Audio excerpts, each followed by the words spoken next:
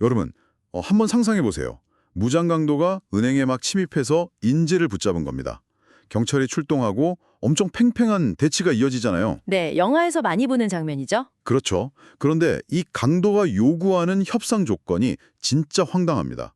무슨 도주용 헬기나 현금을 달라는 게 아니라 경찰한테 혼인신고서를 가져오라고 요구하는 겁니다. 혼인신고서요? 네, 자기가 방금 붙잡고 막 위협한 그 인질이랑 합법적으로 결혼해서 같이 살게 해달라고 말이죠.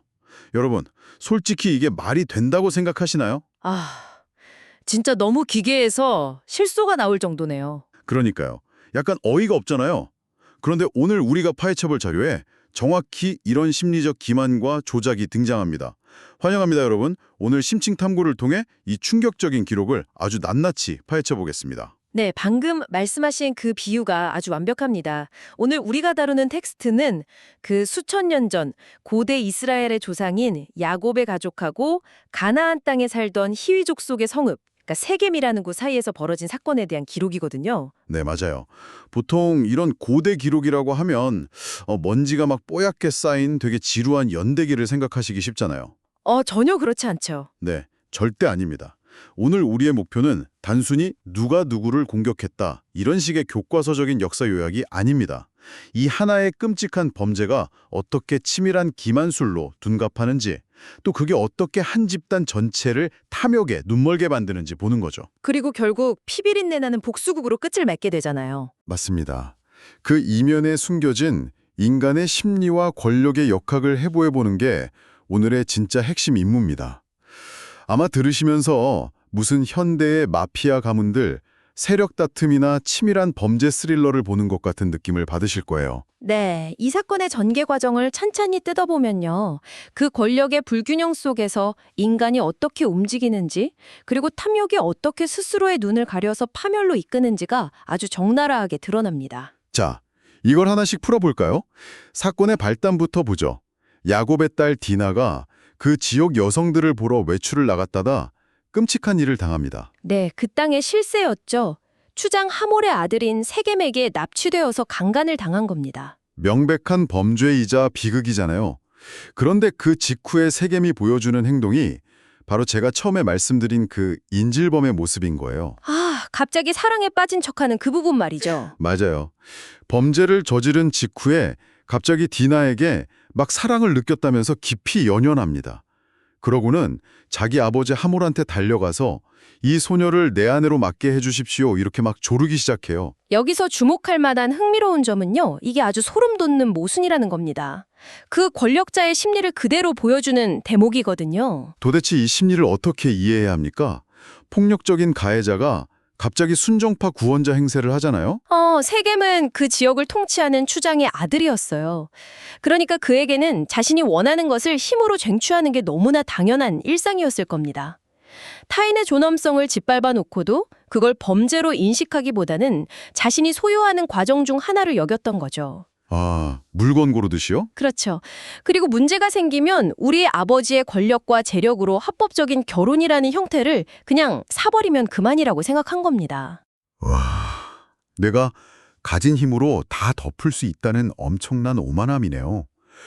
그런데요, 제가 이 기록을 보면서 세겜의 뻔뻔함보다 더 놀랐던 건 사실 피해자 가족의 반응이었어요. 아버지 야곱의 태도 말씀이시죠? 네, 자기 딸이 그런 끔찍한 일을 당했다는 소식을 듣고 야곱이 어떻게 하죠? 들에서 일하는 아들들이 돌아올 때까지 그냥 잠잠히 있습니다. 아무 행동도 하지 않아요. 잠깐만요. 진짜 아무것도 안 했다고요? 아버지가요? 네, 철저히 침묵합니다. 현대의 관점에서 보면 전혀 이해가 안 가고 답답할 수 있죠. 하지만 이 침묵을 단순한 무관심이나 비겁함으로만 치부할 수는 없거든요. 이유가 있었나요? 당시에 그 지정학적인 역학관계를 좀 봐야 해요. 야곱의 가족은 이방 땅에 머물고 있는 소수 민족, 그러니까 이민자 그룹이었습니다. 반면에 상대방은 그 지역 일대를 완전히 장악하고 있는 막강한 추장 가문이잖아요. 그러니까 두려움에서 비롯된 침묵이라는 거군요. 맞습니다. 야곱의 머릿속에서는 아마 엄청난 외교적이고 또 생존적인 계산이 막 돌아가고 있었을 겁니다. 섣불리 분노를 표출하고 정면 충돌을 일으켰다가는 가문 전체가 몰살당할 수 있다는 걸 가부장으로서 아주 뼈저리게 알고 있었던 거죠. 철저히 방어적인 기지였네요. 네, 극단적인 현실주의였습니다. 그렇게 들으니까 야곱의 압박감도 조금은 이해가 가네요. 그런데 아들들의 입장은 완전히 달랐잖아요. 소식을 듣고 돌아온 디나의 오빠들, 즉 야곱의 아들들은 이스라엘에게 부끄러운 일, 행하지 못한 일을 당했다면서 그야말로 분노가 폭발합니다. 바로 여기서 야곱 가족 내부의 극단적인 온도 차이가 발생합니다. 권력 앞에서 가문의 생존을 위해 납작 엎드린 아버지의 침묵, 그리고 여동생의 피해를 곧 가문의 명예가 짓밟힌 것으로 여기고 피가 끓어오르는 젊은 아들들의 분노. 명예와 생존에 또 끼친 거네요. 그렇죠. 이 온도 차이가 앞으로 벌어질 거대한 비극의 도화선이 됩니다. 생존이냐 명예냐 이거 정말 여러분 엄청 어려운 딜레마네요. 자, 아들들은 당장이라고 터질 것 같은데 그렇다고 칼을 뽑고 세겜의 집으로 쳐들어가기엔 그들도 상대가 너무 강하다는 걸 알았어요. 전면전은 불가능하죠. 네. 그래서 아들들은 분노를 삼키고 아주 기가 막힌 우회로를 선택하죠. 바로 협상으로 위장한 기만술입니다. 마침 이 타이밍에 가해자인 태겜과 그의 아버지 하몰이 찾아와서 파격적인 제안을 하잖아요. 그렇습니다. 하몰과 세겜은 야곱의 가족에게 일종의 사회적, 경제적 통합을 제안합니다.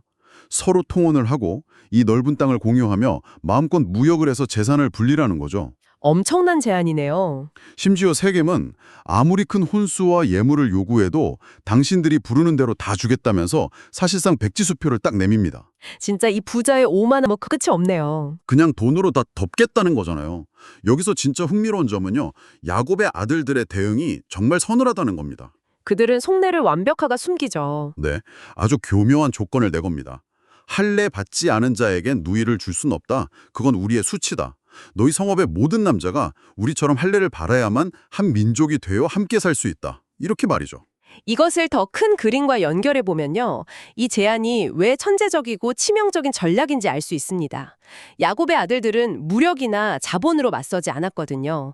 오히려 자신들의 종교적이고 문화적인 의식인 할례를 이용한 겁니다. 방패로 쓴 거네요. 겉으로는 우리와 같은 문화를 공유하고 진정한 가족이 되자는 평화적인 메시지로 딱 포장했습니다. 하지만 실상은 상대방의 전투력을 물리적으로 완전히 붕괴시켜 버리겠다는 거대한 함정이었죠. 트로이의 목마네요, 완전히. 맞습니다. 트로이의 목마를 상대방의 문화 깊숙이 밀어넣은 겁니다. 상대가 가진 엄청난 숫자의 군사력을 무력화시키기 위해서 스스로 수술대에 눕게 만든 거군요. 근데요, 세겜은 디나에게 막 눈이 멀어 있었으니까 그렇다 치더라도 문제는 그 다음입니다. 마을 사람들을 설득해야 하는 부분이죠. 네, 이 조건을 수락하려면 추장의 아들 하나만 수술을 받는 게 아니라 성읍의 모든 남자가 그 끔찍한 고통을 겪어야 하잖아요. 세겜과 하몰은 이제 자기 백성들을 설득해야 하는 과제에 직면합니다. 바로 그 지점이 이 기록에서 가장 흥미로운 정치적 순간입니다. 성문 앞으로 가는 하몰과 세겜이 백성들에게 연설을 하는데요. 여기서 그들은 범죄에 대한 보상이나 디나에 대한 세겜의 어떤 개인적인 사랑 같은 진짜 이유는 단 한마디도 꺼내지 않습니다. 오직 경제적 이익만을 내세우죠. 제가 읽어드릴게요. 우리가 할례를 받으면 그들의 가축과 재산과 모든 짐승이 다 우리의 소유가 되지 않겠느냐. 이렇게 소리칩니다. 그런데 여기서 잠깐만요. 저는 이 장면이 도저히 납득이 안 갔어요. 어떤 부분이요? 아니, 아무리 고대 사회라고 해도 성읍 사람들이 정말로 추장의 아들에 대한 충성심 하나만으로 그 고통을 감수했을까요? 건장한 남성들이 자기 생사를 찢는 수술을 그렇게 쉽게 허락한다는 게 다른 이유가 있는 거 아닐까요? 이는 아주 중요한 질문을 제기합니다. 당연히 단순한 충성심 때문만이 아니었죠. 당시 고대 근동사회에서는 지도자와 백성 간의 철저한 후원자와 수혜자의 관계가 성립되어 있었거든요. 이익을 나누는 관계요? 네, 지도자가 경제적 이득을 가져오면 그것이 백성들에게 분배된다는 강한 믿음이 있었죠. 게다가 하몰과 세겜이 던진 미끼가 진짜 너무나 컸습니다. 그들은 야곱 가문의 그 엄청난 가축과 부를 우리가 완전히 흡수할 수 있다고 부추긴 겁니다. 완벽하게 탐욕의 눈이 멀게 만든 거군요. 여러분, 한번 생각해 보세요. 당장 눈앞에 떨어질 것 같은 막 엄청난 이익 때문에 누가 봐도 이상하고 나한테 불리한 조건인데도 덜컥 계약서에 도장 찍을 뻔한 적 혹시 없으신가요? 누구나 그런 유혹을 받을 수 있죠. 이게 딱 그런 상황입니다. 비유를 해보자면 기업 CEO가 직원들한테 엄청난 고통이 따르는 조직 재종을 강요하면서 거짓말을 하는 거예요. 여러분, 이 고통만 참으면 우리가 저 부유한 경쟁사를 완전히 삼켜버릴 수 있습니다. 이렇게요. 허황된 이익에 속은 거죠. 맞아요. 사람들은 탐욕 때문에 스스로 무장 해제를 해버린 겁니다. 정확합니다. 그리고 이 이야기 전체를 관통하는 아주 거대한 아이러니가 바로 여기서 발생합니다. 하물과 세겜은 성읍 사람들에게 탐욕을 부추기면서 자신들이 완벽하게 통제권을 쥐고 있다고 착각했어요. 자기들이 윤리하다고 생각했겠죠. 네, 막대한 부를 이용해서 야곱 가문을 삼키려 했죠. 하지만 그 맹목적인 탐욕이 오히려 그들의 시야를 철저하게 가려버렸습니다. 그들이 경제적 이익을 좇아 스스로 가장 취약한 상태가 되는 그 순간 사냥감의 진짜 이빨이 드러나게 되는 겁니다. 야, 탐욕이 빚어낸 집단적 광기가 스스로를 도축장으로 몰아넣은 셈이네요. 그렇게 성읍의 모든 남자가 탐욕에 속아서 할례를 받고 끙끙 앓아누웠습니다. 그리고 마침내 야곱의 아들들이 쳐놓은 피해 도시, 아주 잔혹하게 다치게 되죠. 제3일의 학살극 말이죠. 네, 성읍 남자들이 고통에 막 몸부림치던 제3일, 디나의 오빠인 시므온과 레위가 칼을 차고 기습을 감행합니다. 여기서 제가 의학적인 질문 하나 드릴게요. 왜 하필 3일째였을까요? 이게 이 함정의 정말 잔혹한 디테일인데요. 현대 의학의 관점으로 봐도 수술 직후보다 염증 반응이 최고조에 달하고 세균 감염으로 인한 고열이나 부종이 가장 심해지는 시기가 바로 3일차 언저리거든요. 와, 항생제도 없던 시절이잖아요. 그쵸.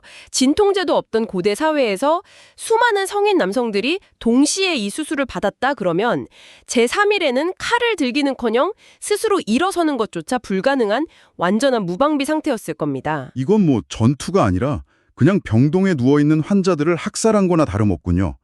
시므온과 레위 단 2명이 어떻게 그 큰 성읍의 남자들을 도륙할 수 있었는지 이제야 완벽하게 이해가 됩니다. 아주 끔찍한 학살이었죠. 그들은 하몰과 세겜을 죽이고 갇혀있던 여동생 디나를 구출해냅니다. 하지만 여러분, 끔찍한 건 여기서 끝이 아닙니다. 네, 구출 작전으로 끝났다면 일종의 정의로운 복수로 포장될 수도 있었을 겁니다. 하지만 시므온과 레위의 학살이 끝나자마자 대기하고 있던 야곱의 다른 아들들이 그 피투성이가 된 성읍으로 몰려오거든요. 약탈을 시작하자꾸나요. 네, 누이를 더럽혔다는 명분을 내세우면서 성읍을 아주 철저히 노략질합니다. 양, 소, 나귀 같은 재물은 물론이고 심지어 죽은 남자들의 아내들과 어린 자녀들까지 모두 사로잡아서 전리품으로 삼아버리죠. 동생을 구출하겠다는 명분은 온데간데 없고 결국엔 눈먼 약탈과 아주 무자비한 인신매매로 끔찍하게 변질되어 버린 거네요. 가해자를 처단하겠다면서 본인들이 그 가해자보다 훨씬 더 지독한 괴물이 되어버린 거잖아요. 명분이 완전히 타락한 순간입니다. 이 피바람을 목격한 아버지 야곱의 반응은 어땠습니까? 보통의 아버지라면 너희들이 대체 무슨 짓을 저지른 거냐? 이렇게 그 잔혹성을 꾸짖어야 정상 아닙니까? 흥미롭게도 야곱의 입에서 나온 말은 도덕이나 윤리와는 완전히 거리가 멉니다. 철저히 생존에 관한 계산뿐이었죠. 그는 아들들에게 이렇게 말하거든요. 너희가 가나안 족속들에게 내 악취를 나게 했다. 우리는 수가 적은데 이제 그들이 연합해서 나를 치면 나와 내 집은 완전히 멸망할 것이다. 하고 말이죠. 와, 끝까지 자기 평판이랑 생존 타령이군요. 수많은 무고한 사람들과 여성, 아이들이 납치된 상황에서조차 주변 부족들의 보복만 걱정하고 있는 거예요. 맞습니다. 야곱의 이 반응은 그의 심리적 우선순위가 어디에 있는지를 아주 적나라하게 보여줍니다. 딸이 당한 고통도 아들들이 저지른 대량 학살의 비도덕성도 그의 안중에는 없었어요. 오직 숫자의 열쇠라는 지정학적 계산과 가문의 안위만이 중요했던 겁니다. 피도 눈물도 없는 냉혹한 실용주의네요. 그래서 아버지가 그렇게 막 책망하니까 아들들은 단 한 줄의 말로 매섭게 맞받아치죠. 그가 우리 누이를 창녀같이 대우함이 옳습니까? 라고요. 생존과 명예가 또 한 번 충돌하는 대목이죠. 그래서 이 모든 게 대체 무슨 의미일까요? 여러분, 이 장면은 우리에게 아주 묵직하고 불편한 딜레마를 던집니다. 생존과 외교적 안정을 최우선으로 걱정하면서 모든 것을 덮고 조용히 넘어가려 했던 아버지 야곱의 입장에 서야 할까요? 아니면 수단과 방법을 가리지 않고 비록 그것이 또 다른 거대한 학살이 될지언정 짓밟힌 가족의 명예를 잔혹하게 지켜낸 아들들의 입장에 서야 할까요? 사실 양쪽 다 도덕적 우위를 차지할 수 없는 비극적인 결말입니다. 아들들은 정의를 명분으로 내세웠지만 그 결과는 무고할 수도 있는 성읍 사람들의 몰살과 노약자들에 대한 납치였잖아요. 네, 약탈자가 되어버렸으니까요. 억울한 피해자로서의 도덕적 우위는 완전히 약탈의 순간 완전히 증발해버렸습니다.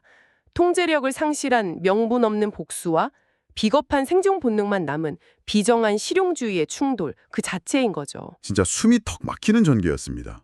오늘 우리가 분석한 이 기록은 단순한 가족의 불행이 아닙니다. 권력자의 어긋난 욕망에서 시작된 범죄가 치밀한 협상 테이블 위에서 어떻게 조작되는지 봤고요. 또 집단의 탐욕이 어떻게 작동하는지도 봤죠. 맞아요. 그 기만에 속아 넘어간 집단의 맹목적인 탐욕이 어떻게 스스로의 목총을 내어주는 결과를 낳는지 똑똑히 보았습니다. 결국 한 성읍은 완벽히 파멸했고 야곱 가문 역시 돌이킬 수 없는 깊은 분열을 맞이했죠. 이 텍스트가 수천 년이 지난 지금도 이렇게 강렬한 생명력을 가지는 이유가 바로 이겁니다. 인간이 만들어내는 갈등과 권력의 메커니즘을 너무나도 정확히 꿰뚫고 있어요. 겉으로는 고상한 외교를 이야기하지만 그 밑바닥에는 통제되지 않은 욕망이 들끓고 있다는 걸 보여주죠. 정의라는 이름으로 포장된 폭력이 얼마나 쉽게 괴물로 변하는지도 경고하고 있고요. 네, 정확합니다. 그런데 여러분, 우리가 지금까지 이 치열하고 잔혹한 심리전과 피바람 부는 복수극의 원인과 결과를 막 분석했잖아요.